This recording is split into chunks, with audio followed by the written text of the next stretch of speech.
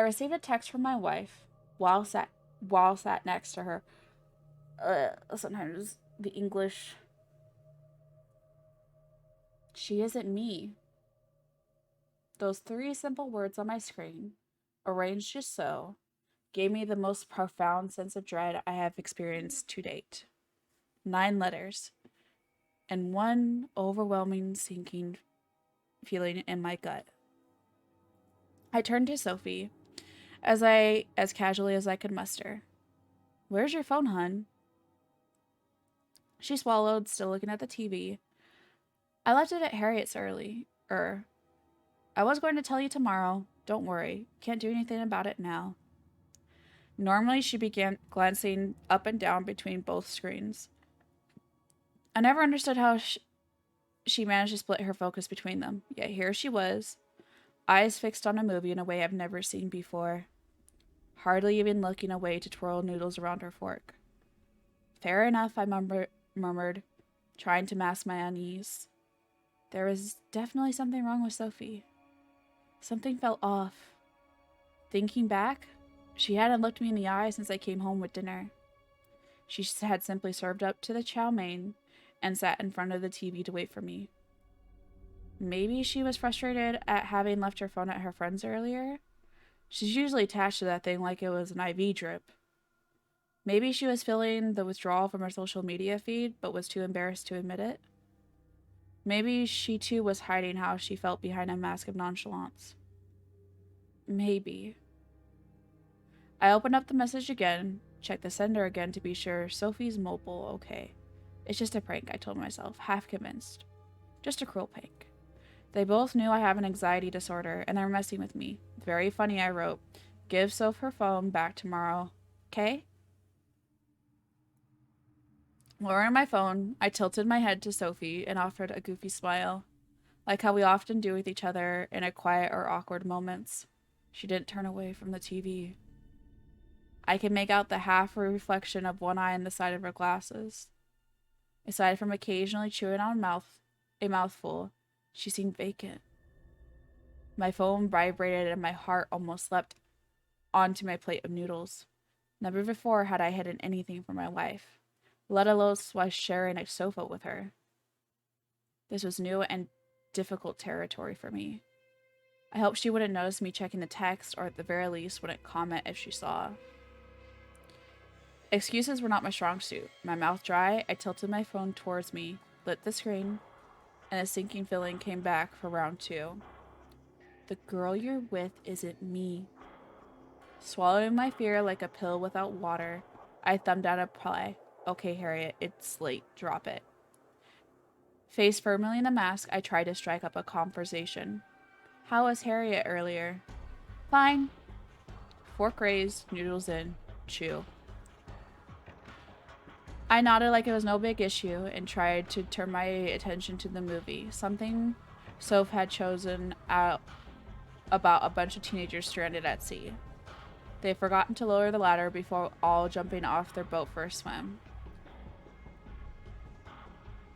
The realization had just struck them, and fear was starting to take hold. Bet they're kicking themselves about that ladder I offered. Yeah. Another mouthful of noodles. She was definitely avoiding conversation. My pocket gave another subtle buzz. I carefully looked and wished I had it. Harriet is dead. She killed her. Get out. A chill ran down my spine, strong enough to physically lift me to my feet. Sophie definitely noticed, tilting her head ever so slightly in my direction. Where are you going? I feebly threw back a kitchen, get a drink. The best I could scramble together. The room began to spin as I left. I threw my plate onto the countertop with a crash and leaned over the sink, breathing heavy. Convinced I was going to be sick, I ran the cold water and splashed the sweat from my face. Everything felt wrong. Your drink? I turned to Sophie, standing in the doorway, facing me for the first time that evening. But I was struggling to focus. Behind her, the kids in the water were panicking. Someone had been hurt, and blood was spreading around the hapless group. Your drink, Sophie repeated. Firmer this time, her form came back into clear focus as she set down a glass of water. My own glass of water, untouched. The glass of water I left in the other room before departing to get a drink. Somehow, my stomach found somewhere lower to sink. As I stumbled for a response, my phone buzzed again. My hand instinctively reached for it, and to my dismay, Sophie noticed. Who keeps texting you tonight? She demanded, her stance rigid, her gaze burning right through me. Words wouldn't come. Emotion caught my eye. The plate of half-eaten chow mein I had set down was shifting, pulsating. Among the noodles were dark worms, suddenly squirming and adulterating. The nausea returned into a crashing wave as I pictured them inside me, alive and withering around, not knowing how many I'd already consumed. Clutching my gut as if to keep it from churning, I pointed to the plate. What did you put in the food? She didn't respond, but stepped closer to the kitchen sink.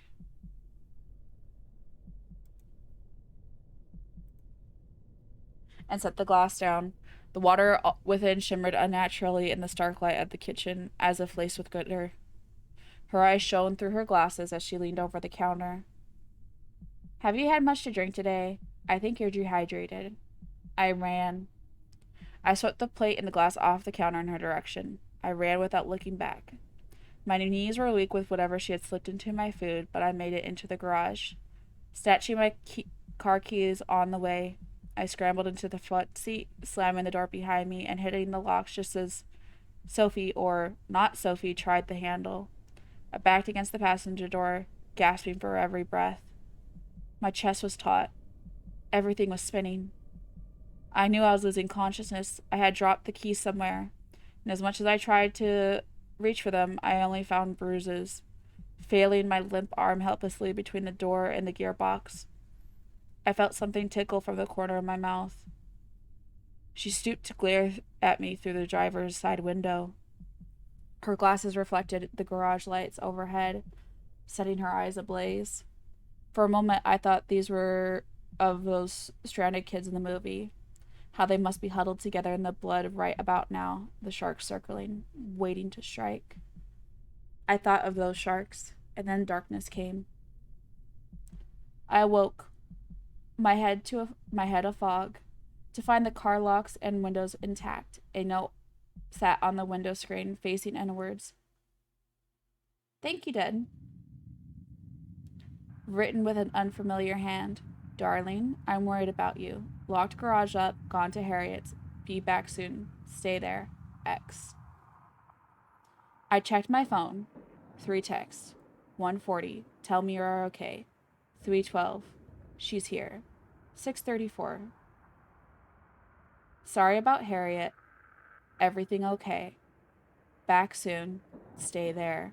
X. I revved the car into life and floored it, pressing against the garage door, the wheels spinning on the concrete floor. The door didn't budge. I backed up as much as the garage would allow and slammed my foot into the accelerator. Metal met metal with a sinking screech, but the door hardly gave it all. Again, I reversed and surged forwards 3 times, 4, 5. I could see a crack of light as the door weakened. 6, 7. Daylight was flooding in. It would only take a few more. 8, 9. At number 10, the front end of my car made it through the garage door entirely, jagged metal scraping against the windshield. Maybe one more, and I'd burst through the teeth and out of the shark's mouth. As I backed up again, I caught sight of legs through the door. She returned. Not Sophie was just outside, watching. She stood in front of the garage door, steadfast and still blocking my path. Her position said one thing loud and clear. You'll have to get through me. I almost hesitated. I tried to call Harriet. No answer. I thought about calling the police, but talked myself out of it. They were hardly looked too kindly on a fugitive rolling up in a murder weapon. The car had somehow managed 30 miles until the crushed bodywork and hampered engine let it down. I imagine there are a few pieces of not Sophie caught up in the mess of metal. Shout out username 2020. Thank you so much for the follow. Grab a book, grab some tea, nut chocolate, and settle into the library. How are you doing? She was dragged along further than I expected. Oh, that sounds good. Even though I don't drink coffee that much, but that sounds good. Abandoning the messy vehicle by the roadside, I set off into the woods. The forest was deep, and I took a meandering route through. On the other side, I eventually came across a car rental company, took their most affordable option, and headed off in a different direction. Days have passed, and I haven't been tracked down. I've been listening attentively to the news. There hadn't been a mention of any horrific hit-and-run incidents. I can only assume that means a victim hasn't been found. In my dreams, I see the red smear on the road I left behind. I see the misshapen husk of not Sophie. I see a swirl of those black worms she tried to feed me. I see her broken carcass haul itself right up, bent and disjointed. I see the worms falling from her open wounds. I can't keep going like this, living out on an overdue rental car, waking up to to screams that echo around the truck stop. I hardly recognize myself in the mirror. My eyes are sunken, my skin pale. My hair is coming out in clumps. I look hollow. I never suffered from nosebleeds before, but it feels like I always got a tissue in my hand, fighting a constant stream. Whatever damage those black worms had begun to cause, I doubt they're finished with me. I don't know what happened to my Sophie. I don't know what that thing was in her place. I need answers. Or else I need this to be over. I need to go back. Wish me luck. Part 2. It's just not Sophie. This is bigger than I thought. And the worms are really making me suffer.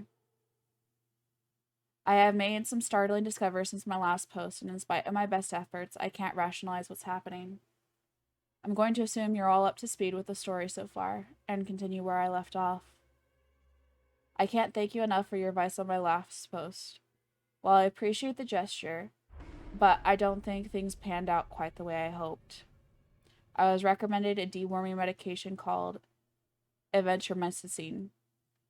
I managed to track down some of the paste by visiting a farm supply shop. I took a gamble and bought an excessive supply of the stuff. Thankfully, the guy behind the counter was stoned out of his skull and either didn't notice that I looked like a walking corpse or didn't care. Either way, the only question he asked for was what for, and he seemed satisfied with my mobile response of animals. I think I'm getting better at this deception thing. Having measured and taken 3 times the recommended dose, I convulsed and threw up so hard I thought I'd meet an organ. Those black worms fed to me by my imitation of my wife were still inside and making their malice known. I fought down to keep another 2 doses, wanting to send them a message of my own. It has been 4 days since I left, and I finally have a plan. I maybe have felt half dead, but what remained was functioning on pure determination. The sky was cloudless, the day was so bright that it felt like an insult. At least the window glare might work in my favor, I thought, parked across the road from Harriet's house. This was the last place I knew Sophie had visited. My Sophie, the real Sophie. She had not returned, but something had come home masquerading as her. There was a chance, however slim, that I might find her alive here. Failing that, I might at least find out what happened to her. A marked police car rolled up in front of me, just on time. I had called ahead claiming that there had been an altercation between Sophie and Harriet, bookbending my story with half-truths to make it easier to weave. I told them that Sophie had gone over to confront Harriet about a missing phone. I told them that a friend had heard a commotion while walking past there that night, shouting, things being thrown. I told them that Harriet was unpredictable with a dangerous reputation. Then I finished with the absolute truth. I told them Sophie hadn't come home for days, and that I was gravely worried. They almost caught me when they asked why I haven't reported her missing already. I choked on my words, launching into a fit of hacking coughs, but somehow that worked to my advantage. You don't sound too healthy yourself, they said, handing me an excuse which I clung to like driftwood after a shipwreck. Somehow, everything was going better than expected. 2 uniformed police officers approached Harriet's door. One knocked while the other took a step away and glanced around the street. Instinctively, I shrunk down into a car seat as they looked in my direction, then chided myself as I realized how suspicious the move would seem if I was spotted. I artfully scooted right back up, and at the last scrap of my confidence dissolved when I noticed the police officer staring right at me. The window glare had not worked in my favor as I had hoped. They had witnessed the whole, "Hello, Kawaii. How you doing?"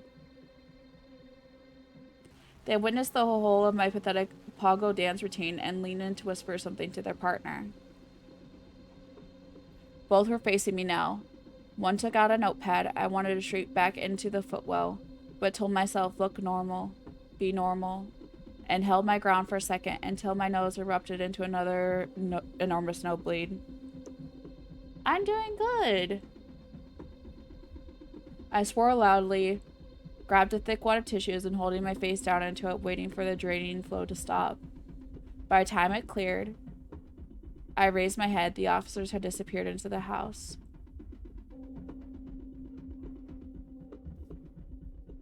I blinked, relief giving way to despair before it could even take hold. My plan John hid on witnessing either Sophie or Harriet answer the door, and now I was cast into the unknown. I weighed my options against one another. But the more I turned them over, the more my plan came apart, as if it was held together by the cheapest glue logic could buy. Looking back, it was clear that I had slipped into the worst anxiety spiral I had had for years. But at the time, it was nothing so simple. What have I actually done if Sophie had answered? Run to her? I had no way of knowing if it was her or the imitation, and I could be running into a death trap, or worse. And if it had been Harriet who answered, what the hell was I planning on saying? Sophie told me you were dead. Also, have you seen her lately? And are you sure it was actually her? At some point, I felt like the conversation had been clear in my head, scripted word for word, through a dozen different outcomes, but everything suddenly felt so blurry and uncertain. Sweat flooded my face. The road in front of me seemed to stretch on forever, shrinking into nothing. What am I hoping to gain from being here? The steering wheel pulsed, swelling along with the rest of the car interior. I felt like I was being crushed, running out of space and air. Why was I here? I fought for breaths that wouldn't come. I fumbled and failed to open up the door, painted the inside of the car door with vomit, and passed out. The police were leaving, and as I could make out a silhouette of another figure on the back seat, a silhouette with short, length hair. That wasn't Harriet, who wore her perpetual pixie cut with pride. My heart leapt as a thought took over my bleary mind. That could be Sophie. She could be safe. But on the other hand, it could be not Sophie, the imitation. She could have been staying at Harriet's house to ambush me, knowing I would return to track down my real wife, waiting just inside like an eager spider. If that were the case, then the danger had gone, whisked away in the back of the police car. Either Sophie were safe, or the danger had gone. I had to go inside. The oppressive brightness of the day had finally given way to evening gloom. A handful of keen streetlights had judged it dark enough to activate. Most were holding higher standards, waiting for nightfall proper. They would not be waiting long. The darkness was drawing in. A breeze struck me as I left the car, cutting deeper through my saturated shirt. I caught a glimpse of myself in the wing mirror. A corpse clad in polished canvas of puke and blood. Would Sophie even recognize me like this? No matter. All I could think about was finding her, or finding evidence on what happened to her. While there was still a chance she was alive, I had to try. I had to go inside. I had to. The house sat detached from its neighbors, identical buildings with identical lawns and driveways. Aside from their numbers and the odd flourish of colored curtains laid by particularly daring residents, there was nothing to tell them apart. As was the way with many of the newly built estates, it was, of course, the interior that mattered, where the mask gave way to truth. The streets The street was graveyard quiet as I flanked Harriet's house. A side gate led to the back garden, barely waist height and unlocked. Dark blinds obscured all windows, not a glimmer of light shining through. The place was empty as far as I could tell. None of the windows were open. I pondered the best way to approach entry, and on a whim, tried the back door with the weight of my shoulder. It clicked open, and I stumbled inside. My knee landing hard on the tiled kitchen floor with a resounding thump. A hiss of pain escaped, and I reflectively clamped my own palm over my mouth. The house was dead quiet in response. Pain was shooting through my leg as I hauled myself up to a feeble lean against the countertop. I pulled out my phone, turned on the torchlight, and cast it around the room, the beam shaking as I fought to keep my hand steady. Just a kitchen, oven, microwave, fridge covered with tacky magnets, kettle, toaster, dirty dishes, a vase of flowers a few days past their prime, regular old kitchen, nothing unexpected, airy in the stark spotlight, but just a kitchen. I took a deep breath and continued into the house. The stairway banister cast prison bar shadows up the walls as I passed. I swept the torch around the living room and bathroom without gleaning much information. And then I saw the door. Set into the staircase, this door had either led to a cupboard or a basement. I swallowed with all the ease of ingesting a golf ball. If this house held secrets, my guts told me they would be found here. I opened up the door. There were stairs, and they went down. My light spilled into the narrow space, barely lighting the bottom of the passage, but enough to show me Sophie. She was standing there in the darkness, in the same green dress she wore when I last saw her. Her hair was in its usual wavy mess, her back towards me, but when she noticed the light, she turned. It was a sluggish movement, as if she was dazed. Her gaze met the lower stairs and followed them upwards. Her eyes widened when she saw me. She raised an arm, pointing directly at me, took a deep breath, deliberate breath, and screamed. She screamed at me, her fingers extended. A screeching cry of a scream, someone being burned alive, put through a faulty autotune. It wavered, crackled. In the poor light, her facial features seemed to distort with her voice. She screamed that her worthless screamed, and as she screamed, she fell into bugs. She collapsed into them as if her entire form dissolved into particles from head to toe. Only those particles had legs and wings.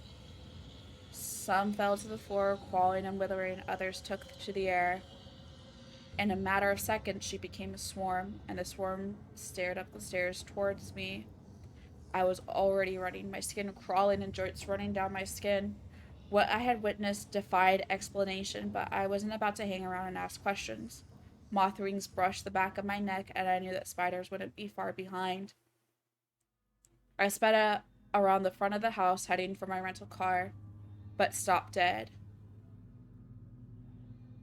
The pitch of night was pierced by glares from across the street. Open doors, spilling light, each silhouette a single finger. 4 of them, 5, no 6. The neighbors had stirred, and they were watching from their doors, standing still and uniform as their houses. I blinked, somehow taken more aback by this than the bugs. 3 more figures were standing by my car, between me and my escape. Tiny legs brushed against my shins, the first of the swarm flowing over the top of my socks. I yelped, kicking as I took off in a flaring sprint down the street. swatting at moss as they dived into my face. Through the haze of wings, I saw the neighbors in their doorways, each lit from behind like some 50s alien abduction movie. Hello, Ghost Circuit. How are you doing, hun? It's been a while. I hope you're doing okay. Each of them raised an arm, each pointed at me. Each one echoed the same screech of a scream as I passed them. Door after door was the same. 10 houses, 14, 20. I lost count. Pointed fingers and piercing screams ringing my head. On and on, silhouettes and screams, as if the whole world had conspired towards my exile. Tears streaked my face as I ran, long and harder than I had felt I ever had. The clouds of bugs seemed to thin. The road led to a forest path, which I took without a second thought. The promise of darkness was far more alluring than the lights I was leaving behind.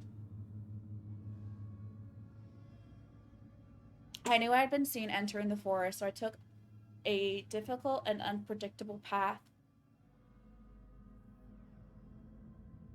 Good morning, Christian. How you doing? I emerged, seemingly a lifetime later, on a quieter street. I was battered and bruised. I was scratched and torn, but I was still breathing. And I didn't stop running until I had put 3 more roads between myself and that madness. Reason finally took over from panic as I leaned against a lamppost to catch my breath in the night's frigid embrace. I couldn't rely on picking up a trail from Harriet's house. Whatever this was, it had spread throughout the whole neighborhood. It could replicate people, and the entities they became were capable of working together, coordinating wordlessly. Well, I'm excited for you. I hope you have fun. Be safe still. I didn't know whether the Sophie I saw whisked away by the police was the original or another copy. If it was not Sophie, I didn't know if the police officers were still human or not, and if they were, I didn't know how long that would remain the case. I needed time. I needed to be away from here. And most importantly, I needed medical attention. I made the most important phone call of my life and requested to be sanctioned to a mental hospital. I told them I had an anxiety disorder and had been away from my medication for days, and I explained everything I had seen tonight. I explained that, of course, I knew none of this could have been real, and yet I still saw it all. I said that I needed help, and more than anything, I needed to be isolated. My greatest act of deception was to claim that I knew I was mad. I had been treated well since I arrived. I had my own room, and since I am here on a voluntary basis, I still have my phone and internet access. There are communal areas, which I do not use. I can leave whenever I want. I do not. I requested a deworming medication and was given a sickly banana-flavored syrup. They won't allow me the dosage I want, but it's better than nothing. I haven't noticed any worms in what I bring up, and I still feel like death, but I will persist. The nosebleeds still come, but I can now shower and keep myself clean. They have given me strong antipsychotics. They bring me tranquilizers. I thank the staff and then hide them. I have been feeling safe here. The past few weeks have practically breezed by. The horrors I lived through could almost have been a dream. Each night, moths gather at my window. They flock to the pane, as if adhering to a massive bulb. Dozens of the creatures crawling over one another, flexing their wings. And in the movements of their wings, of their shifting formations, or face, I try not to look. The final part. This will be my last entry. My story ends here, and I'm sorry to say, it is not a happy ending. Police came to visit me in the ward, 2 officers wearing high-vis jackets and grim expressions. They gave me some news that first rebuilt my hope and then shattered it. They told me that Sophie was alive. Sophie was alive, and she was somewhere else in the same hospital as me. Far from a secure psychiatric wing, she was recovering from severe physical trauma. They explained that she had been injured in what appeared to have been an interrupted burglary, where the predator had broken through the locked garage door to escape with our car. Sophie had been run over, caught under the vehicle, and dragged along the road. I couldn't breathe. I stared at Gus, shaking my head. All this time I had been sure. I was certain it was her doppelganger I had run over. It was not Sophie, but I was wrong. I had left my love for dead, and worse still, I had felt satisfaction when I saw her broken body recede in the rearview mirror. The revelation set like a mountain on my chest, and I was powerless under its weight. Not content with crushing me, so the officers continued. She was hospitalized in critical condition with breaks in both her arms, her face, her leg, and collarbone. 4 ribs had been snapped, one which had lacerated her liver. Her skull was fractured, and a severe bleed on her brain gave doctors no options but to induce a coma while they stabilized her. Now, 4 weeks later, she was conscious and able to speak through a haze of medication. She had no sensation or control from the waist down, either from the swelling around her spine or the damage to her brain. It was unclear whether she would be able to walk again. They thanked me for my testimony after the incident and expressed sympathy for my present condition. Trauma can do some real damage, one officer said, gesturing around my compact clinical room. It's okay to struggle. I felt something slip out of place. The mountain on my chest cracked and crumbled, breaking me from my guilty daze. What testimony did I give? They told me I'd been assaulted by the burglar who I claimed had drugged me, that I regained consciousness in the garage minutes after the incidents, and I had called for the ambulance. They told me how I stayed by Sophia's side through her recovery, and how they could have sworn I was still there with her. I was still there with her? My head span, and a high-pitched ringing sound growing in my ears. Sophie was alive after all this time, but she was not alone. Whatever had been there when she awoke was not me. One officer's brow furrowed. I realized that his eyes had been burning into me for some time.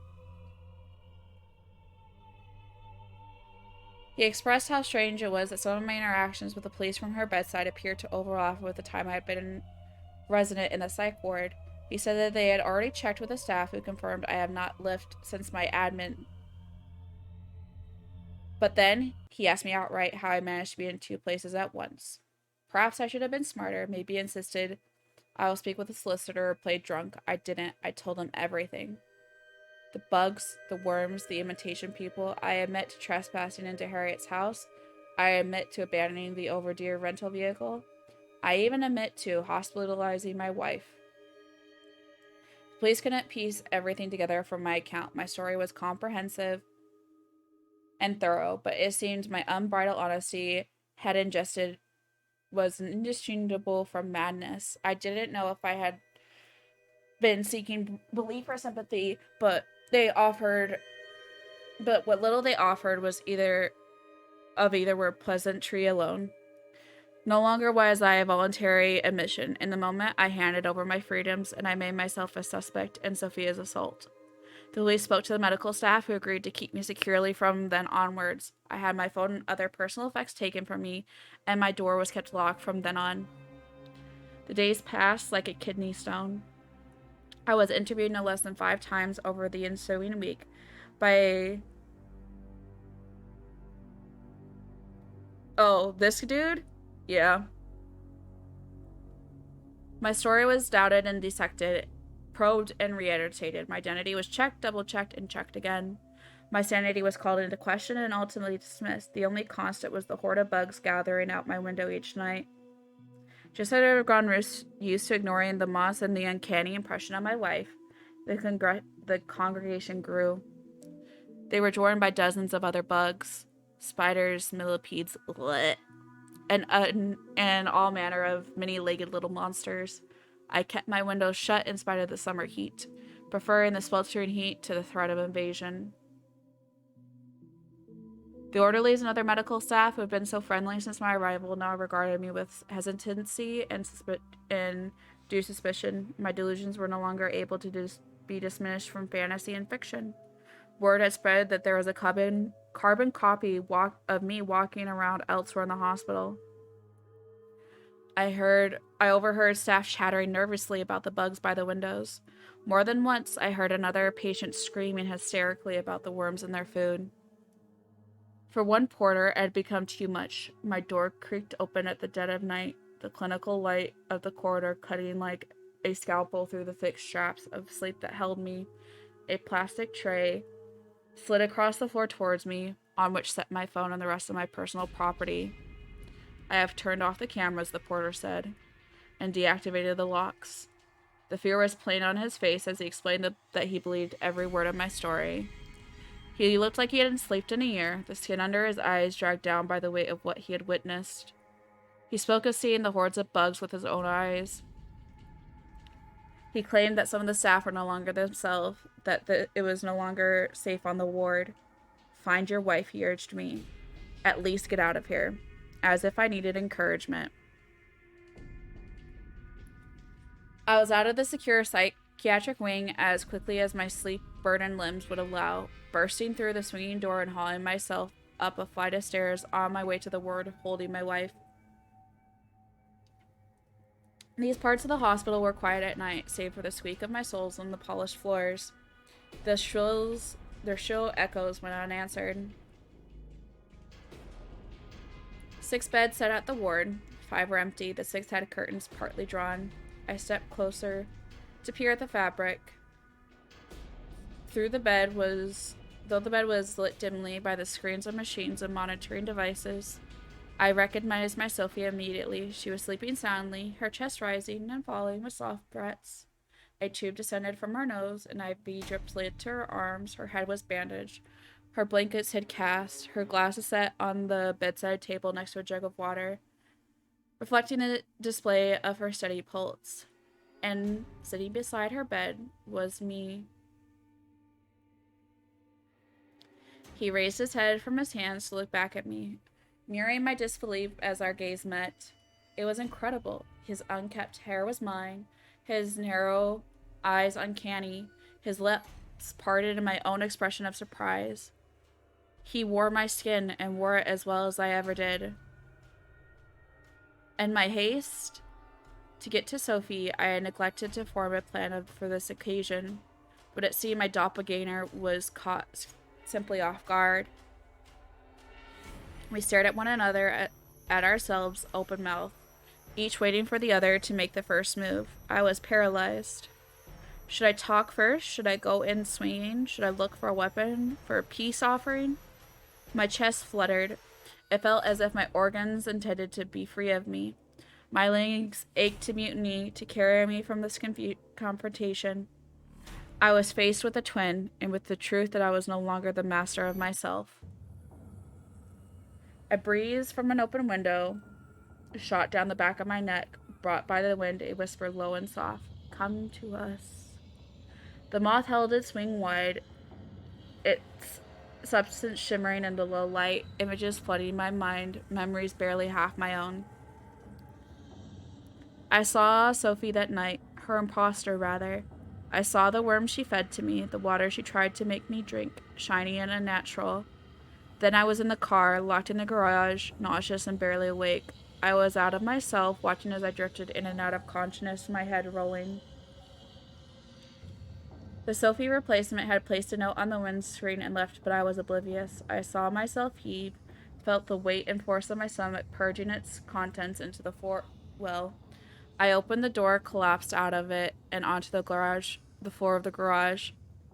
As I laid slumped there, detached from my perspective, my attention was drawn to the stirring in the pool by the petals. Were those worms withering in the bile? No, they were more numerous and varied. There were legs, wings. The motion became violent. The puddle adulterated and expanded, overtaking itself, an untouched pot left over an unwatched pot left to overboil. The shapes within formed more clearly into centipede spiders, moths, hundreds, thousands. These forming marriage of vomit and bugs swelled exponentially, pushing itself upward to occupy the driver's seat of the car. As quickly as the stirring had begun, the reaction settled, and the product's cooling I don't know what that word is. A shape became clearer. A carbon copy of the body beside the vehicle. Me. The replacement emptied the pockets of the original, moving slowly and deliberately. It settled back into the driver's seat, blinked, and sharply inhaled. The eyes shot around as if it had become aware of its own surroundings, and the vision was gone from me. My conscience snapped back to the hospital in an instant. The revelation hit me like a cannonball to the chest. All along, Sophie had been here, and I, the real me, had been beside her while she recovered. I believed her companion to be the copy, the bug imitation, while all this time it had been me. I stared at my hands, my skin crawling. I could distinctly see the shape of spiders and beetles jostling from position within the fraudulent flesh.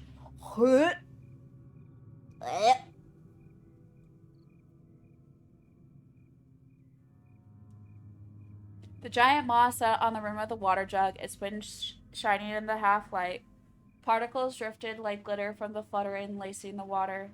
The water shimmered. An image returned to me, a still frame shot of the kitchen confession with the fake Sophie. The concoction before me was the drink that I had refused, and I understand the significance. Somehow this was an integral part of the process. The worms and their incubation were only the first step. This glitter laced water, this moth dust cocktail was the binding point. This was the link to whatever controlled the swarm. By refusing the drink, I had cursed myself, a bug born replacement with independence. Come to us. I communed with the mouth at length. To my surprise, it was eager to avoid violence and open to negotiation. I asked what it would take for me to drink the water willingly. With apprehension, I set out my terms. First, I would be permitted to finish and publish this account in my own words. It was something I needed to do, to give my brief independence a sense of purpose and completion, and I assured the hive mind that this tale would be unbelievable enough to prove no essential threat to its expansion. Second, I assured that both Sophie and her real husband would be unharmed and granted safe passage from the clutches of this growing phenomenon. I was told that a transfer to another hospital would be arranged and that they would be given the funds and resources necessary to start a new life together. If you are reading this, Sophie, I hope the imitation stayed true to their word and that you are safe. I don't know how far this high man reaches or how far its influences have grown. I don't know its intentions. All the mysteries hollow within the water. Once I drink this, I will see all clearly, but I will not be able to share my discovery. Take care. Watch for the bugs. Wish me luck.